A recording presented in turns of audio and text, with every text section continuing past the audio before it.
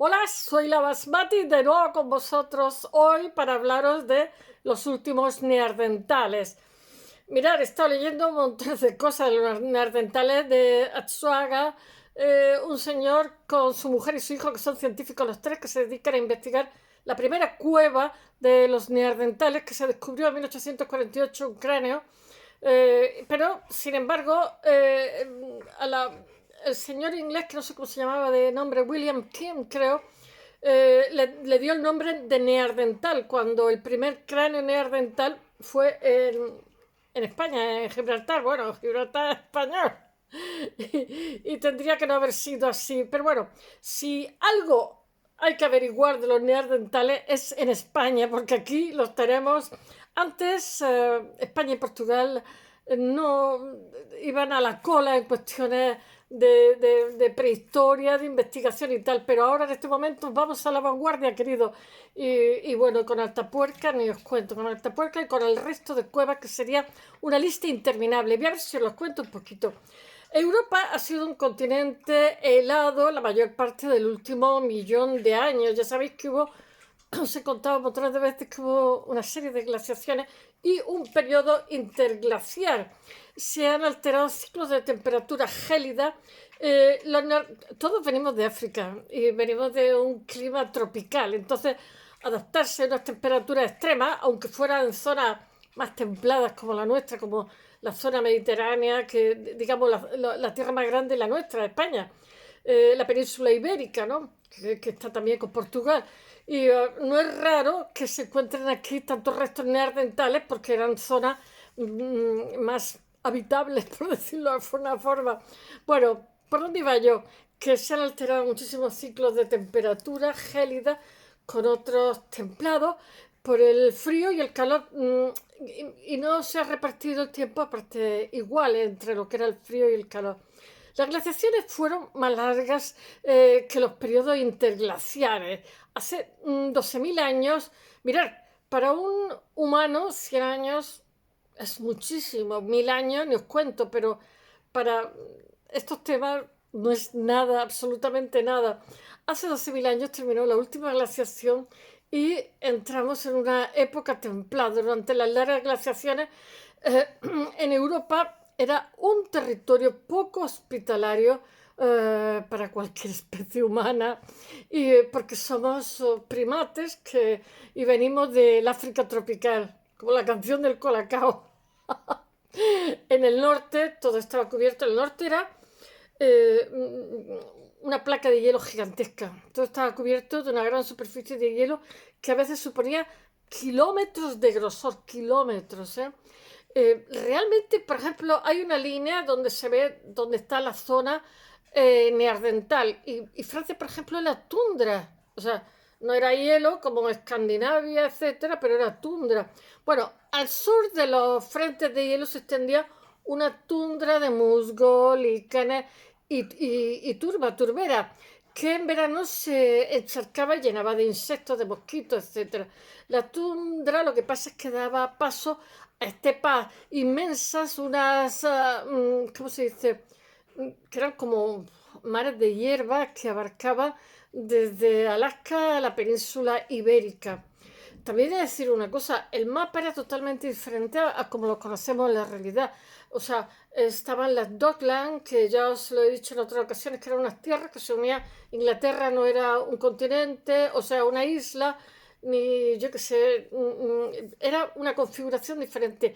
Al acabar las glaciaciones y deshacerse todo ese agua, cubrieron muchas zonas. Y es lo que pasó, es lo que suponen en Gibraltar, estos señores que investigan durante muchísimos años unas cuevas de neandertales suponen que habría más cuevas de neandertales que ahora mismo están cubiertas por el agua.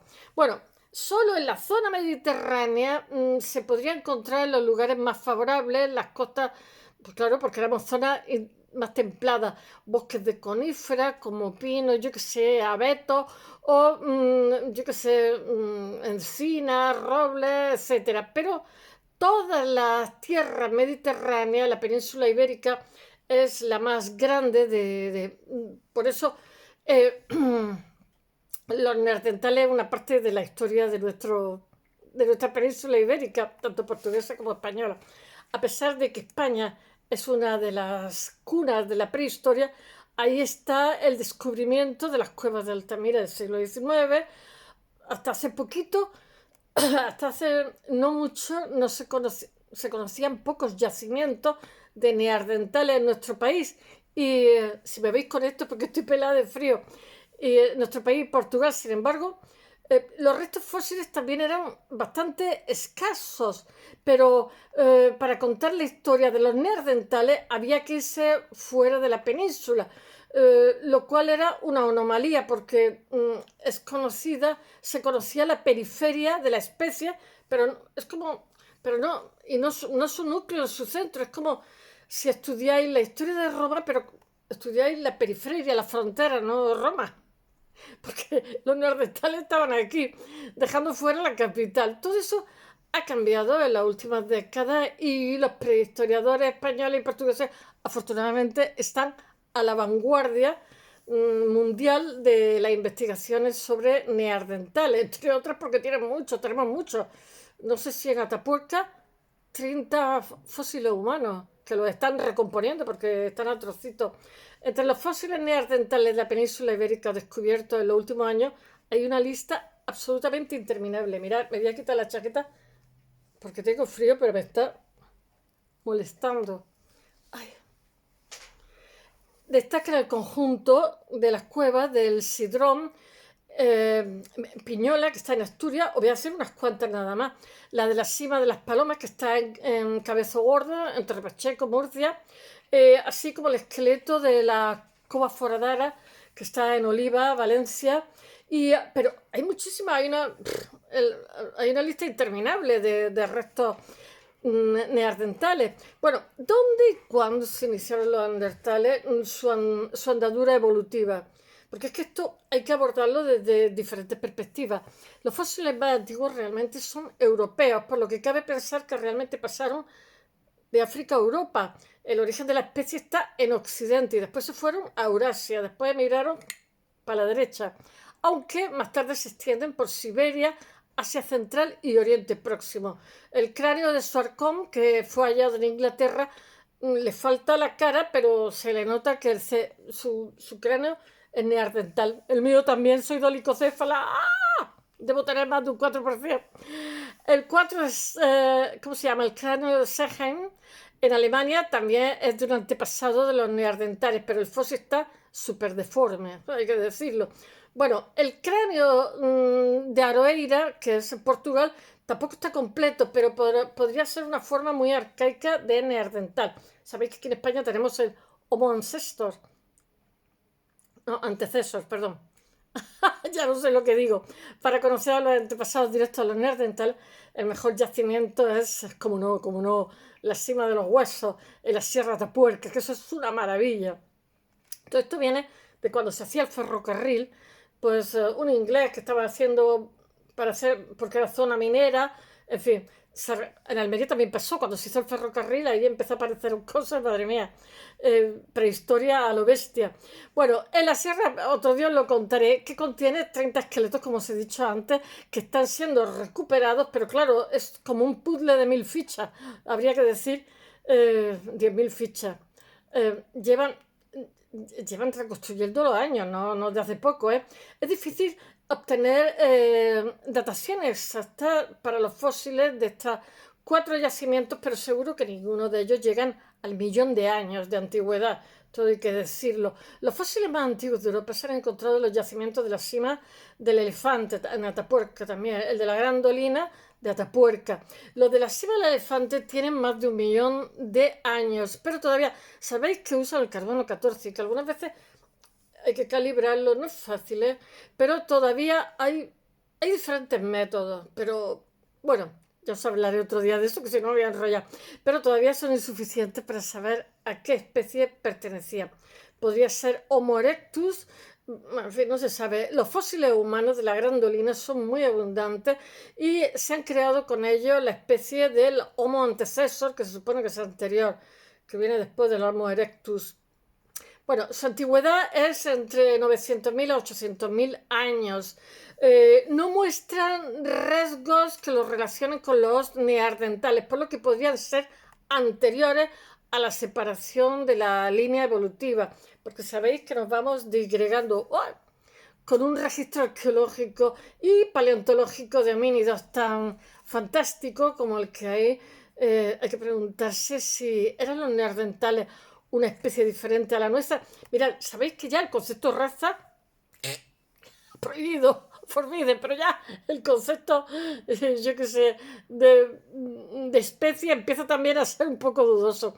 La posibilidad de que los neandertales se cruzaran con los sapiens siempre ha estado presente en las novelas históricas que me he leído, pero el estudio de los esqueletos de uno y otro dice que la aportación a nuestra especie de los neandertales es ínfima, porque sus rasgos no se encuentran en nuestros huesos ni en nuestros dientes.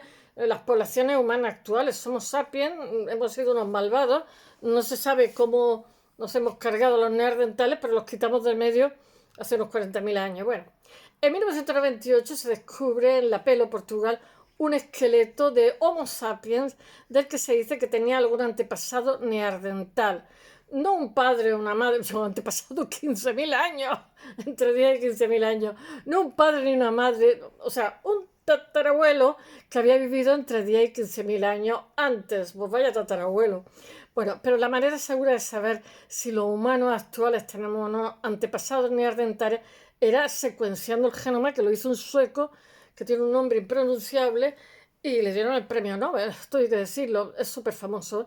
El logro fue llevado a cabo por el científico sueco Svante Paavo, y yo he visto fotografías, lo dimos en la facultad, y le valió el Nobel en 1922. Actualmente sabemos, bueno, es que todo lo que es la genética, genoma, etcétera, ha avanzado muchísimo, por suerte, porque eso también está alumbrando infinidad de, yo qué sé, a la ciencia.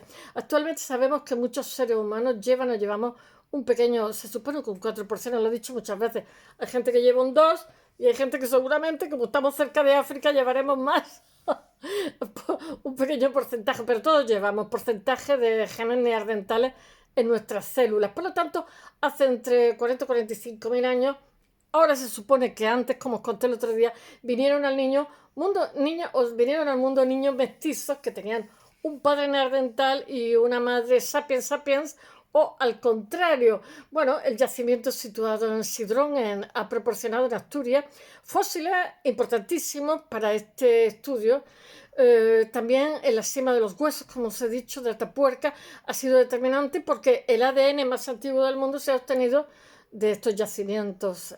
Atapuerca tiene además unos patrocinadores, unos sponsors, claro. Está siendo maravilloso los resultados que están teniendo. Bueno, asimismo, la Galería de las Estatuas de Atapuerca se ha producido un avance científico como una recuperación del ADN de varios individuos neandertales directamente del sedimento, sin necesidad de tomar muestras del hueso ni, yo qué sé, del diente, etcétera. Pero pese a las pretensiones de objetividad, la ciencia nunca ha sido ajena a la sociedad de su tiempo, o sea, que se han dicho los disparates. Tened en cuenta, como decían los formalistas rusos, que cada generación tiene derecho a reescribir su historia. Y claro, indudablemente la sensibilidad del momento influye en lo que son los resultados. A mí, últimamente no paro de leer por qué cayeron los visigodos en España, por el cambio climático, por qué los hombres del mar se lanzaron terminaron con montones de cultura en el Mediterráneo, no se sabe ni dónde venía, por un cambio climático, por qué en el año 10.000 hubo unos cataclismos, no sé qué, por un cambio climático y por el cambio del eje. Ahora son todos cambios climáticos, ahora todo pasa por cambios climáticos. Indudablemente hay una sensibilidad especial hacia los cambios climáticos. Indudablemente. Habrá que ver si todas estas cosas, toda esta hipótesis que se hace, se deberá a los cambios climáticos o no, pero como es la moda del momento, pues todos son cambios climáticos. La verdad es que antes no lo teníamos en cuenta y sí que es muy importante porque yo pienso en mi tierra entre el año 9 y el año 12, 1909, 1912, que hubo una emigración de todos lados, Argelia, a buenos aires, a montones de sitios, porque una sequía y los pobrecillos agricultores pues, se morían de hambre, 2 o 3 años sin cosecha, con niños pequeños que habían una natalidad altísima, pues ya me diréis, se fueron desesperados por todos lados. Bueno, prosigamos, hermano. A principios del siglo XX, a estas personas se les consideran como a los neandertales, quiero deciros, como tontitos, como a los pueblos colonizados, claro. Quien emite el juicio, ¿qué altura moral tiene? Pues son las metrópolis, que son un poquito brutales. Y ven a los neandertales como disminuidos, poco inteligentes, los ven greñudos, los ven así sucios, moralmente inferiores, por supuesto, a nosotros los occidentales, que los estudiaban. Los salvajes estaban a merced de los instintos, de las pasiones, que no sabían controlar en absoluto. Estos animales estaban dominados totalmente por sus instintos. Los veían, ya tampoco se dice la palabra primitivo, porque ahora todo lo políticamente correcto, ¿no? No se puede decir los pueblos, pero es que lo que pasa es que estas generalizaciones son poco científicas. Los pueblos primitivos suponían la infancia de la humanidad y una especie de fósiles vivientes. Y ya los pobres neandertales eran la infancia de la infancia. O sea, los más primitivos, pobrecillos de todo, porque eran los anteriores a Sapiens, que somos nosotros, que somos alfa y omega. Bueno, la reivindicación de la extraordinaria riqueza de los pueblos de la escritura ha llegado totalmente tarde. Los zoólogos utilizan nomenclatura binomiales para clasificar especies. ¿Cómo debe llamarse a los neandertales? ¿Homo sapiens u Homo neanderthalensis? La biología tampoco ha hecho fácil las cosas, porque la definición de especie biológica también está en crisis a la luz de los nuevos descubrimientos de la genética, que se está cargando totalmente. Hubo un tiempo en que los límites estaban como más claros. Había una barrera genética insalvable entre lo que eran las especies, que impedía que éstas se reproducieran, se intercambiaran genes. Eso era como alfa y omega, blanco y negro. Se suponía que si dos individuos de diferentes especies se apareaban, no tenían descendencia. Y si la tenían, eran estériles. Ya sabéis, como el burro y el no sé qué, pero esos llevaban millones de años ya. Pero las especies que llevan pocos millones de años evolucionando de forma independiente, pues intercambian genes allí donde coinciden geográficamente y salen niños mestizos, híbridos, pero no son estériles ni son nada. La especie Homo erectus apareció hace 2 millones de años y es poco tiempo para que se establezca el aislamiento genético, de manera que se puede asegurar que todas las poblaciones realmente humanas de hace menos de 2 millones de años podían intercambiar genes, aunque fueran diferentes. Y si no lo hacían, era a gran escala, porque tenían barreras geográficas, cordilleras, yo qué sé, porque vivían en zonas diferentes o alejadas, separadas por barreras geográficas, o quizás porque tenían culturas muy diferentes que lo hacían recelar unos de otros. Y no sé qué deciros, de vez en cuando tengo que mirar la chuleta porque se me vaya también la olla explicando otras cosas.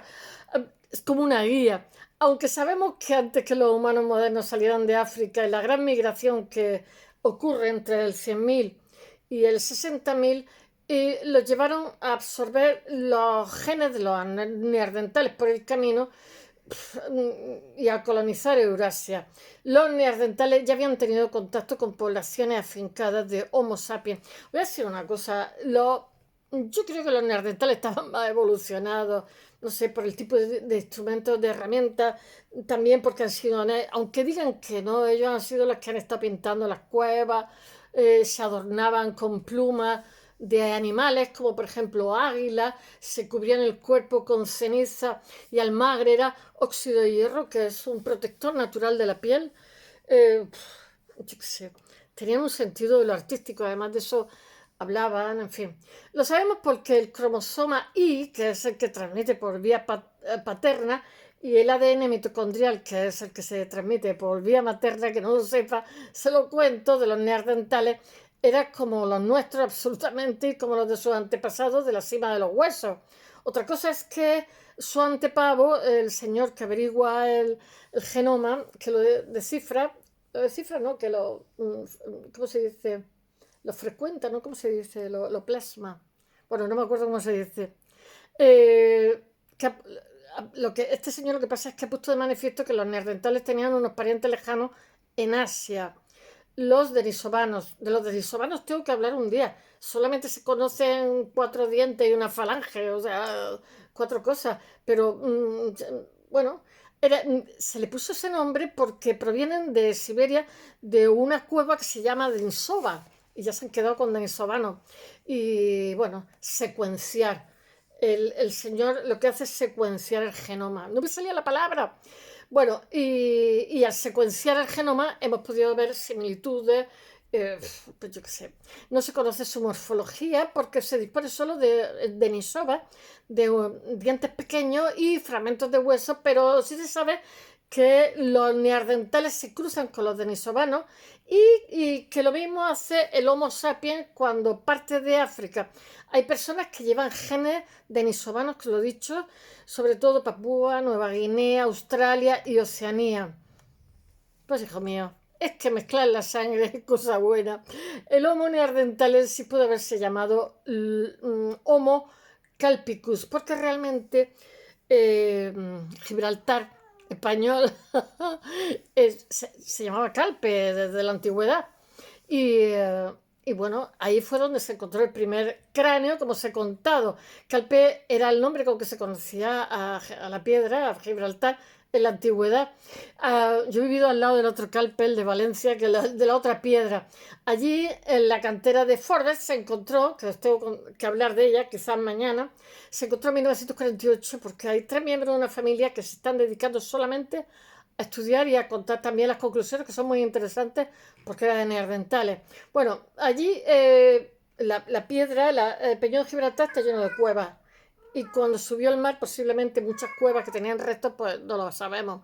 En 1848 se encontró un cráneo fósil. Ya estamos. Ya estamos. Mientras que el descubrimiento del esqueleto del yacimiento de neandertal se produce 8 años después. Realmente el primer cráneo neandertal fue español y así nos lucen los españoles.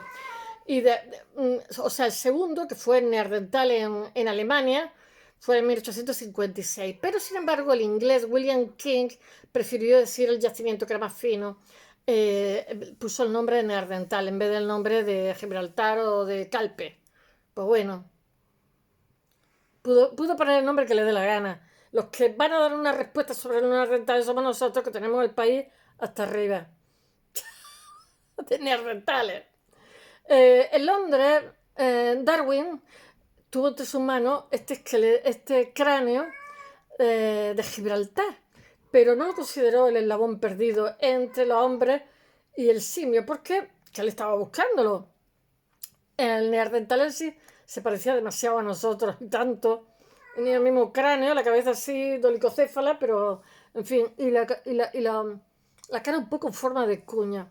El cuerpo del neandertal era ancho, mientras que el nuestro es estrecho. Algunos autores piensan que es por la adaptación al frío, como vino de zona tropical. El neandertal tuvo que ser muy inteligente para adaptarse a los fríos tan tremendos que había. Pero en Atapuerca piensa que es un problema tenía ese cuerpo porque era más arcaico, porque se parecía más, había conservado el tórax del Homo erectus, que era robusto y fuerte, estaba preparado para esfuerzos explosivos. Sí, pero mira, el sapiens sapiens, haciéndose el tontito, menos fue, no iba tanto al gimnasio, se cargó a los neandertales. Bueno, el caso que hago chistes tontos. Bueno, en nuestro cuerpo es que ha cambiado, pero no por el clima en absoluto, sino por la mejora de la biomecánica, de la marcha rápida, haciéndola muchísimo más eficiente para aproximar las articulaciones de la cadera con los fémures. Se ha adaptado a otro entorno. Es que estoy oyendo, yo creo que se está haciendo tormenta. Que aquí como no llueve nunca. La cabeza también es diferente, dolicocéfala. Los humanos de la cima de los huesos son neandertales primitivos y gracias a ellos sabemos que la cabeza, los cambios que han tenido antes y después, la bóveda craneal. La cara del neandertal era de cuña, pero no tenía mentón. Eso lo hace antiguo. Tenía como una forma como apuntada, como os he dicho, de cuña, con una abertura nasal en forma adelantada. El cráneo tenía también no me acuerdo cómo se llama, los arcos estos también muy marcados. El cráneo cerebral también era único, muy alargado de lado y circular visto de atrás, pero tenía bóveda baja. No me cabe ningún sombrero con un grueso reborde óseo por encima de la órbita de los ojos, y en eso los neandertales eran bastante antiguitos. Niña, para. El celo, la flauta de pan. Después tengo la puerta llena de gatos. A ver si quiere venir alguna a la disco. La mandíbula carecía totalmente de mentón. Otro rasgo antiguo, los neandertales no entran dentro de la variación humana. Niño, actual. Si vivieran serían muy distintos a nosotros, pobrecillos, o de cualquier otra población humana. La línea evolutiva neandertal se separa bastante de la actual hace 400.000 años. A partir de ese momento el cerebro se hace más grande, aunque no creéis que el cerebro más grande es persona más inteligente, pero supone que hemos comido más proteínas. Pero las mujeres, la pelvis no nos creció en igual proporción a cómo creció el cráneo. Por eso en el tercer mundo, siempre que piden médicos, piden ginecólogos, porque mueren muchas mujeres de parto, ginecólogos y pediatras. Pues claro, hay pocas medicinas para los bebés.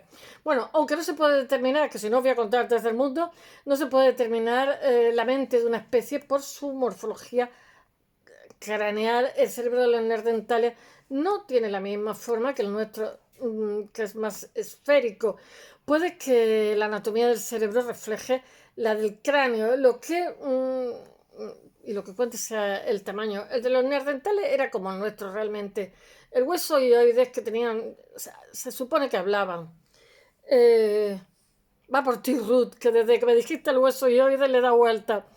Que se encuentra a la base de la lengua tampoco en los neandertales es diferente al nuestro.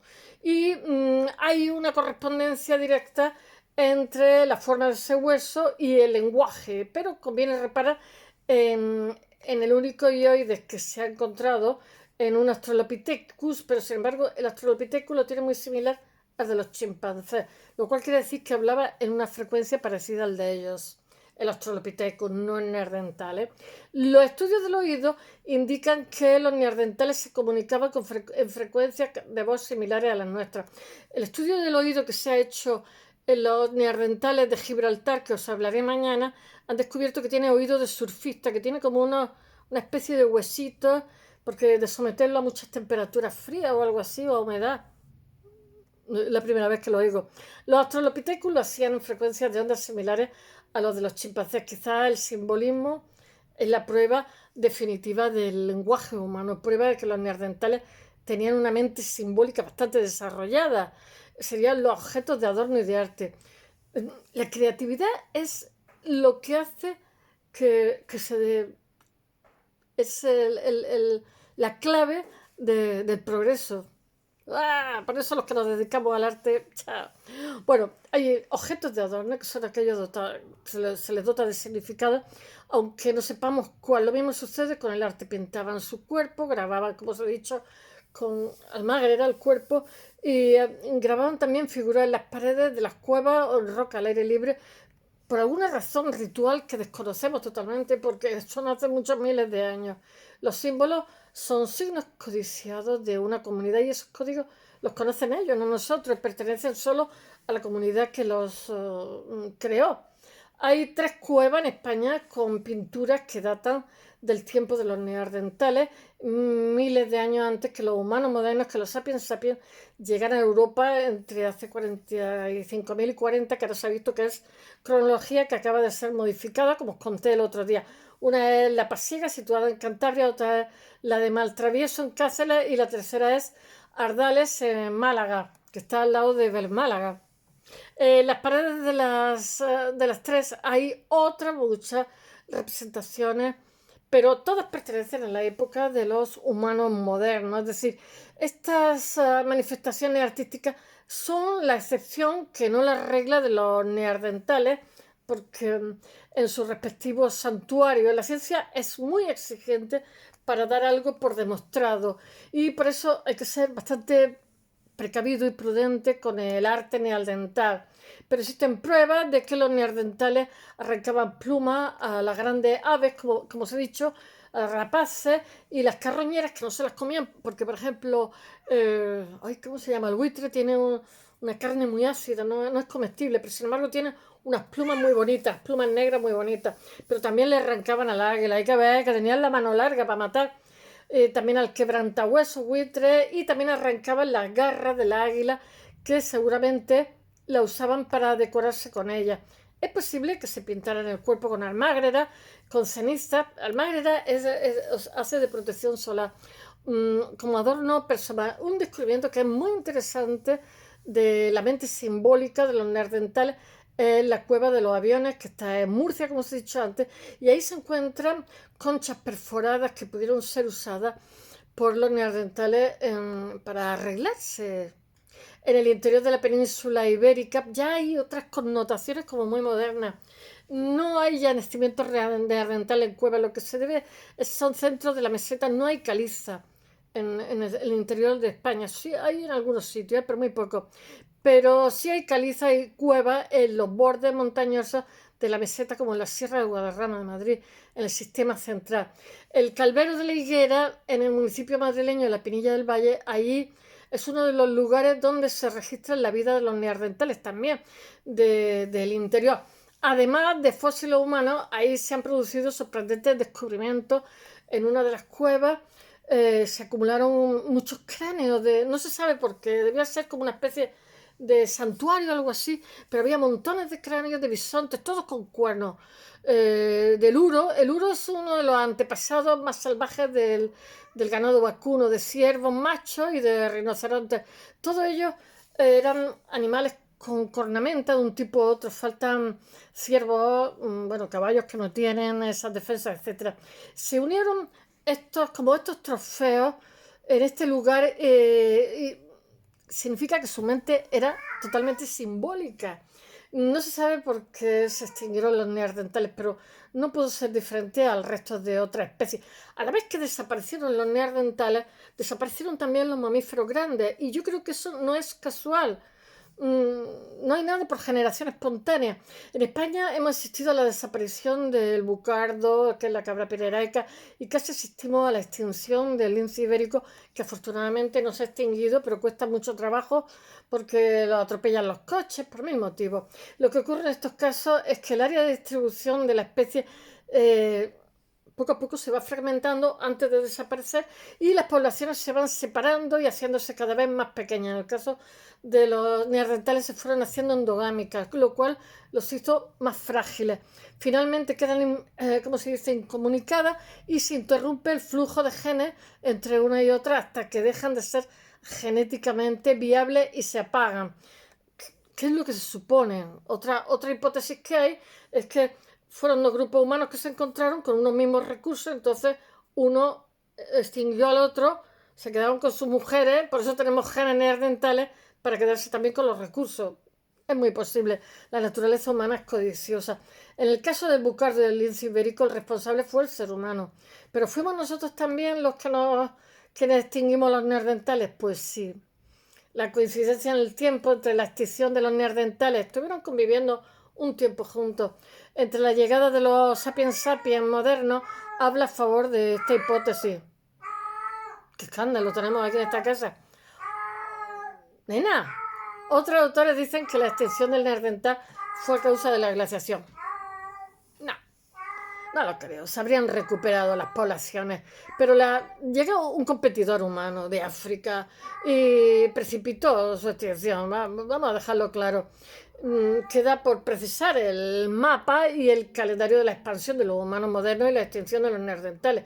El periodo crítico va entre 45.000 y 35.000, que ya os he dicho que se ha variado totalmente esta cronología de años atrás, y es posible que los neandertales mediterráneos duraran más tiempo, hacía mejor temperatura que los del norte que se extinguieron antes. El principal problema que sabemos es que el método de extinción que se dispone es el carbono 14 y se encuentra en esa edad en el límite de su rango. El carbono 14 pues, hay que tener cuidado. Quizás se le pide una resolución que no puede dar. Un siglo en mucha escala humana y no digamos un milenio, pero a escala geológica pues es nada. La desaparición de los neandertales aún permanece, yo qué sé, es una incógnita, está entre bruma, una bruma que la ciencia todavía seguramente con el tiempo lo sabremos, no sabemos cuándo, no es capaz de disipar, pero si en algún lugar puede resolverse este y otro misterio es aquí, en España o en la península ibérica, porque en Portugal también hay. Espero que os haya gustado y hasta mañana. Bye.